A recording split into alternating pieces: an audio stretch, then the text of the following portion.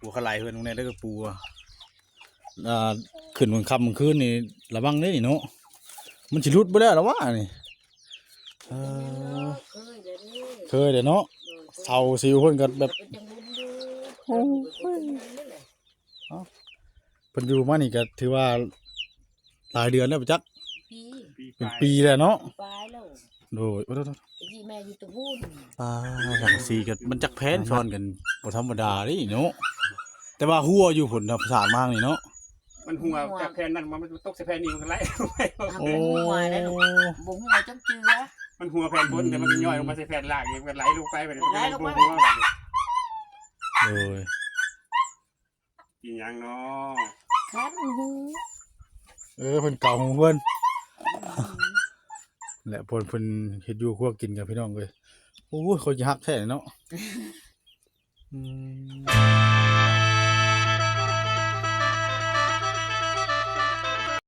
พี่น้องเลยเนาะต่ออีกคลิปหนึ่งพี่น้องเลยสบายดีเด้อพี่น้องเนาะกับสบายดีและสวัสดี FC พี่น้องหมู่เพื่อนเบิร์ดสู่คู่สู่คน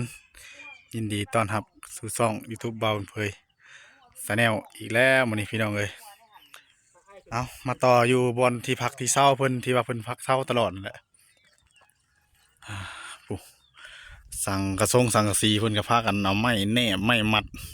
เสือกจองไว้หัวเพิ่นก็เพิ่นมาอาศัยอยู่ดินเขาเจ้าพี่น้องเนาะแต่ว่าเรื่องเสาเฮือนเสาตู้เพชรยังเทียงเพิ่นนี่บอลอยู่บนเช่าเพิ่นเฮ็ดเองเพิ่นทั้งกับมาเพิ่นเฮ็ดเองเพิ่นพี่น้องเนาะเนี่ยดินเป็นของคนอื่นแต่เพิ่นอาศัยอยู่ชื่อพี่น้องเนาะวันนี้เพิ่นได้ที่พักที่เช่าแล้วอยู่พุทธแม่สังกะสีแต่ว่าทั้งเอื้อยเพิ่นก็เป็นคนดุมันขยันอยู่เลยพี่น้องเนาะอยากได้อยากมีอยู่นะมักพริกมักพายไว้คอยไข่เลี้ยงไก่เลี้ยงยังเนาะพอได้ใส่ใจครอบครัว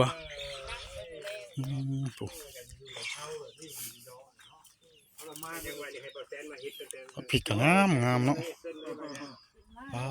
ขอกไก่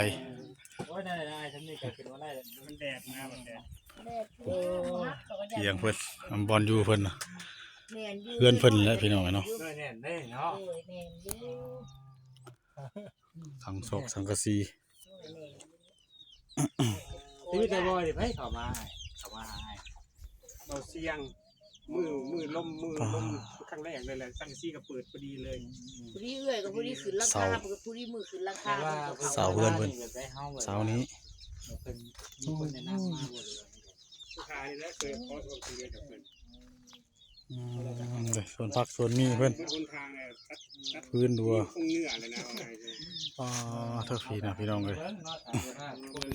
เอาไม้มัดมันยังซ้อนใส่กันเพราะได้อยู่นะมาเบิ่งด้วยตาเองกันพากันรออยู่ไว้แต่มาเบิ่งเนาะพี่น้องเลยเนาะเป็นไม้พวกตรงคางคิงเนี่ยเอาไม้เดือนลำอุ้ยเนี่ยทั้งพื้นนะพี่น้องเอ้ยภาคเลยพี่น้องซับกับภาคใช่เอ็นในตัวนี้มุ้งกับไก่เลยมากับแมวไปเลยสีหักเลยกับม้ากับไก่กับน้ำมือและเอื่อยไปเลยเอาวันเฮ็ดเบี้ยเฮ็ดง่ายแต่บ่ได้ย่อเลยเนาะแต่ว่าไปเฮ็ดเบี้ยเฮ็ดง่ายก็บ่ได้โดยเฮ็ดซี่อย่างเฮ็ดซี่เพิ่นเดี๋ยวก็มุ่งมาอยู่แล้วธรรมดาพี่น้องเนาะข้างหน้าโอ้เป็นธงเลยพี่น้องเนาะเป็นเด้โอ้ก็จะมีเสียงลมในเด้อพี่น้องเนาะ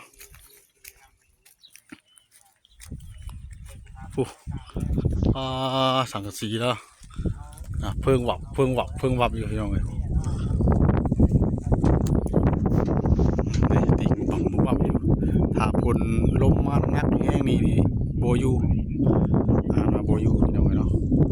เพราะว่าเราหากันมาอยู่ได้3 เดือน 4 เดือนนี่ได้พี่น้องเนาะถ้าช่วงยามฝนนี่ยันโบยูอยู่โอ้ไก่กกใหม่อีกนะไม่ร้อนโทรศัพท์กับห้อนพี่น้องเลยเนาะเที่ยวตัดเที่ยวต่อเลยทางวันเผยกะเอาผิดพลาดประการใดก็ กับขอโทษขออภัย FC พี่น้องเบิดสู่คนมื้อนี้มาหาทางไอ้อาจกับป้าน้อยเนาะมาแสดงความดีใจกับเพิ่นที่ว่าได้ที่ดินตอนใหม่แล้วพี่น้องเนาะแล้วก็สิมีที่พักที่เช่าแล้วพี่น้องเนาะเพิ่นก็มีเครื่องซ่านก็มีแล้วเนาะเป็นพวกเสาพวกบล็อกแล้วก็ดินแห่ดินทรายเนาะแต่ว่าทั้งเป็นพวกโค้งของท่านี่ยังหูพี่น้องเนาะพวกดินตอนคนอยู่นี่พวกแค่แล้วกับผู้น้องพี่น้องเอาน้ำมันยังว่าเพื่อนรักน้อยๆได้พี่น้องเนาะ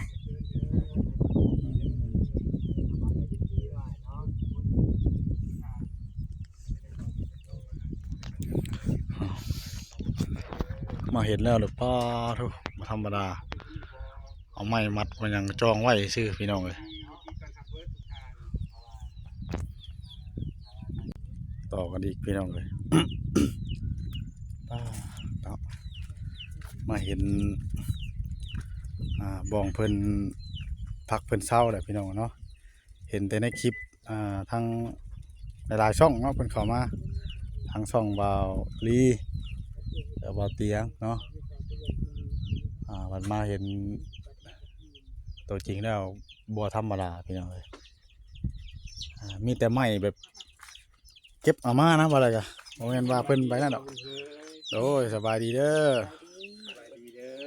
จเด้อที่แม่ไปเยี่ยมยามเด้อเบิ่งพี่น้องเลย ปูขลายเพิ่นตรงนี้ได้กับปูขึ้นบนคำบนคืนนี่ระวังนี่เนาะมันสิรุดไปแล้วหรอวะนี่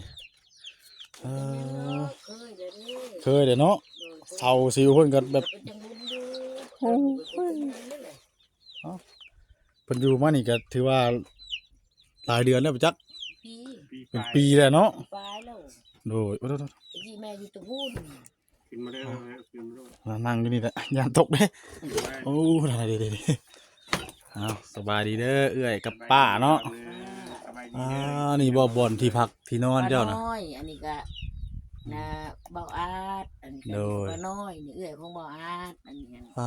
สังสีกันมันจักแพ้นซ้อนกันบ่ธรรมดาดิเนาะแต่ว่าหัวอยู่ผลภาษามากนี่เนาะมันหัวจากแผ่นนั้นมันตกใส่แผ่นนี้มันไหลโอ้หัวได้ลูกบ่หัวจังเจือมันหัวแผ่นบนแต่มันเป็นย่อยลงมาใส่แผ่นล่างนี่มันไหลลงไปมันไหลลงไปเลย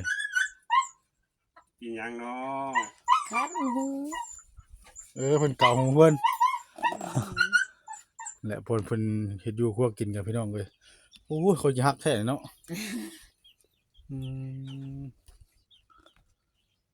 ทางป้านอนอยู่นี้ทางอ้ายนอนทางนั้นน้องชายนอนทางนู้นโอ้เอื้อนอนอยู่นี่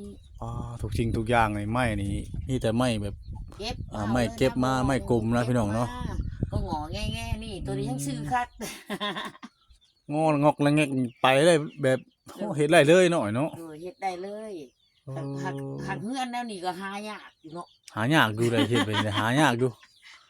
บ่เห็นเนาะบ่เห็นแหละบ่เห็นได้แต่สิได้ถ่ายเพิ่นไว้แล้วก่อนสิได้มาขอเว้าคำนึงแหน่ได้บ่แม่นว่าดูถูกเจ้าของบ่แม่นดูถูกเอื้อยผู้เฮ็ดเนาะ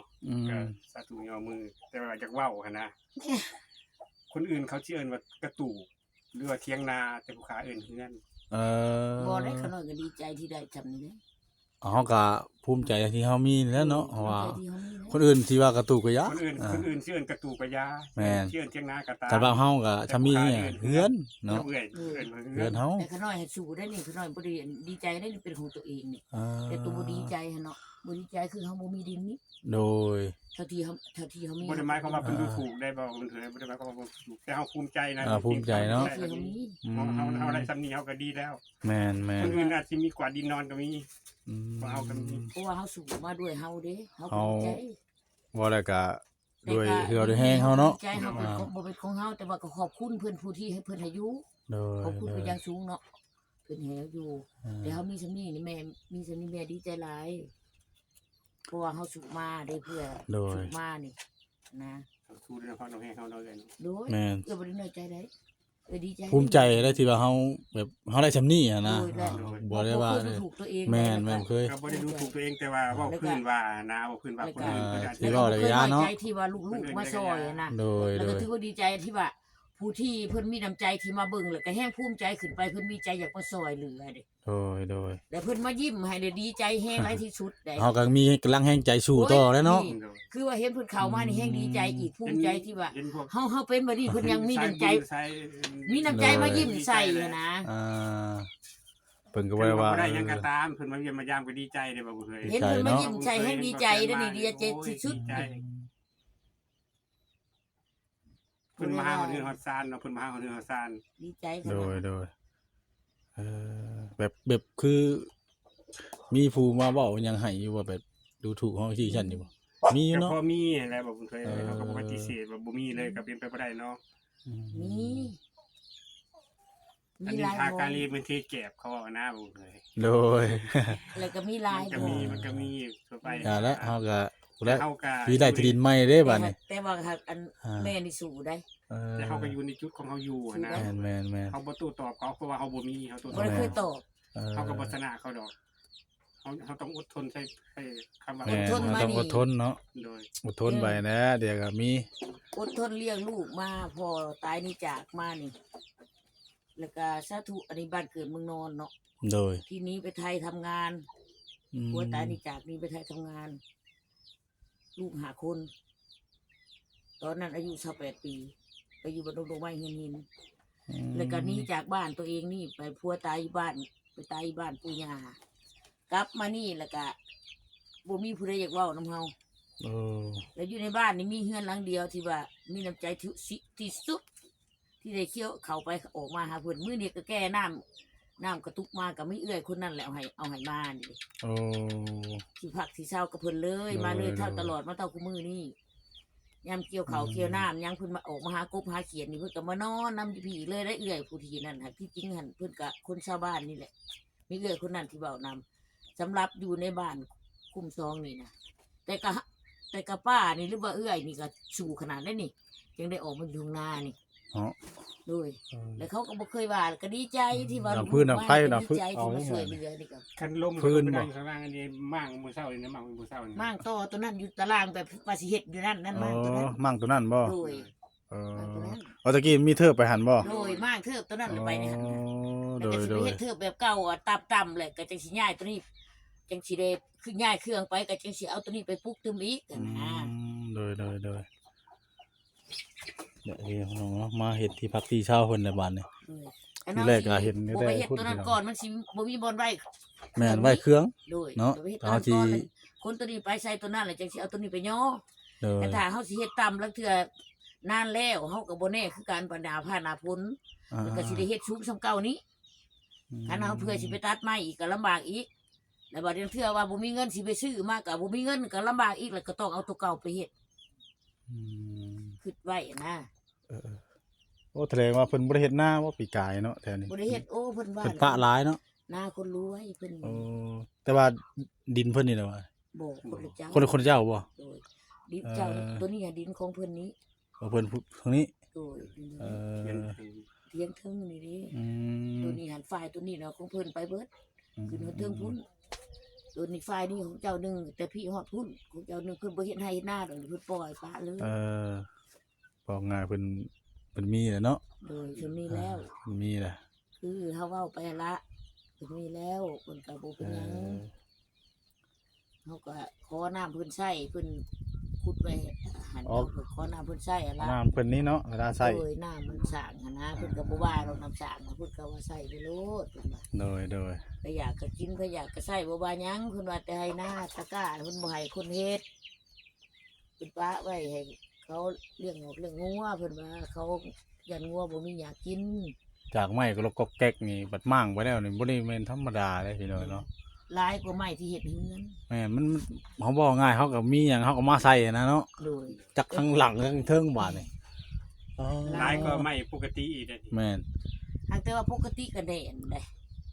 ป ได้ตีงได้นี่ คือว่ามันแน่นอยู่เนาะนี่เนาะเอามาลายอันนั้นแน่นเลย นี่มันแน่นนะ อ่า แต่ส่วนญาติน่ะที่ลมมาญาติแต่ทั้งทึงสังกะสี แม่นย่านทั้งทึงว่าลมนี่ แต่แน่นอีหลีได้นี่บ่ได้ตีงเลยนี่ ย่านเปิดนี่แหละ อาจจะว่าผู้บ่เคยมาเลยญาติที่ว่ามันเดืองมันยังญาติ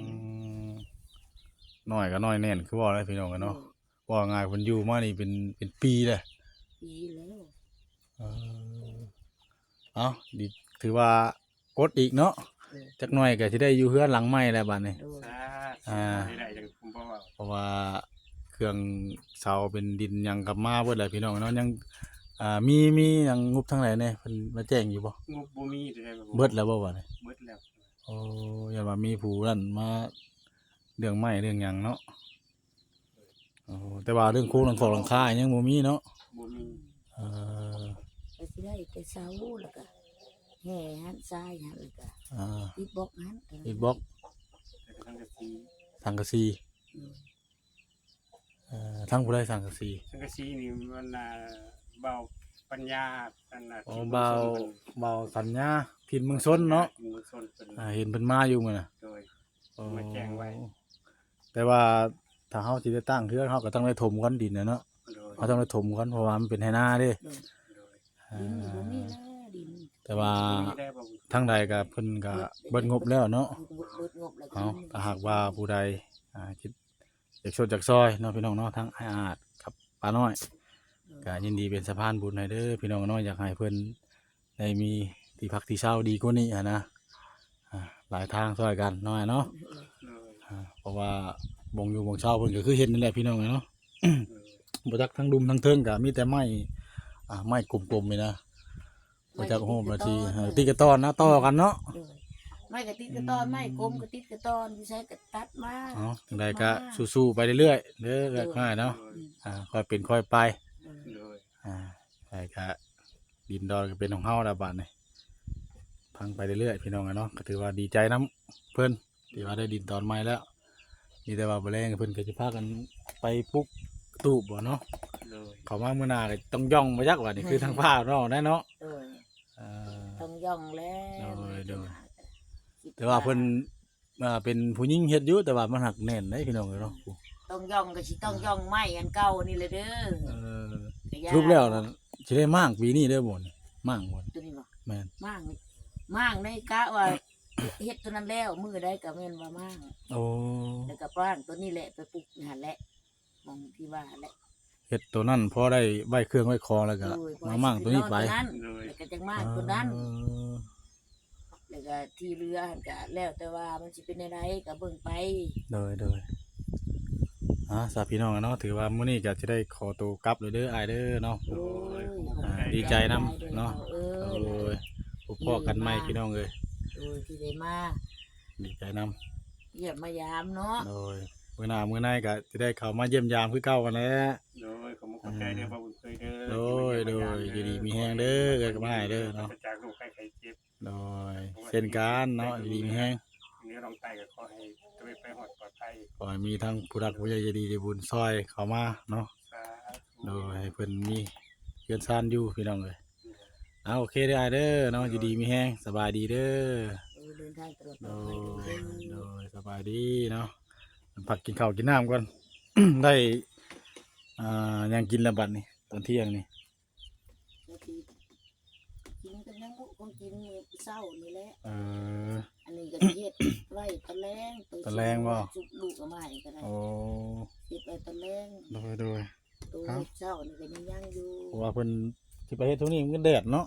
มันแดดมีแต่ผักกินข้าวกินน้ำก่อน สิได้ไปเอายันมันค่ำ อื นี่ ม เพราะว่า ยันว่าฝนตกมาเลยเนาะ ตกแห้งทั้งสิยากก็สิไปหาลูกแก่ตัวนั้นแน่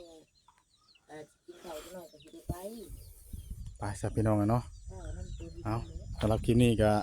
ผิดพลาดประการใดก็กราบขอโทษขออภัยเด้อ FC พี่น้องเบิดสู่หูสู่คนนี่เด้อพี่น้องเนาะเสาเพิ่นตะกี้เพิ่นมั่างไปนี้เนาะไปสับพี่น้องกันเนาะเอาคลิปนี้ก็ได้